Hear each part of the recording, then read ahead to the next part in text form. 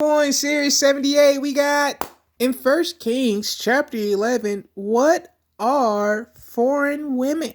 Based off this chapter, I encourage you to read and go over and understand the characteristics, descriptions, lifestyles, and religions of these women and people: the daughter of Pharaoh, Moabite, Ammonite, Edomite, Tisodian, and Hittite women.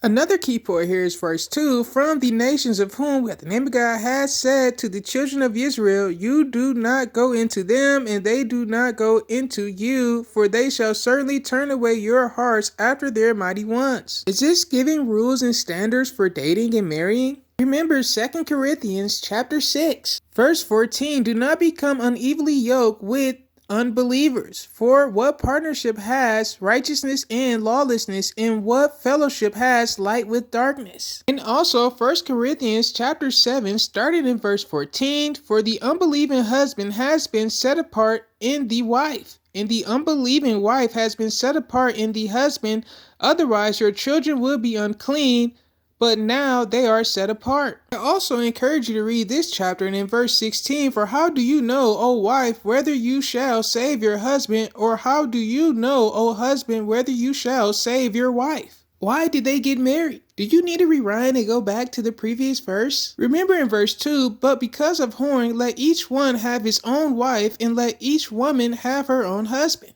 Is Shalomo obeying this?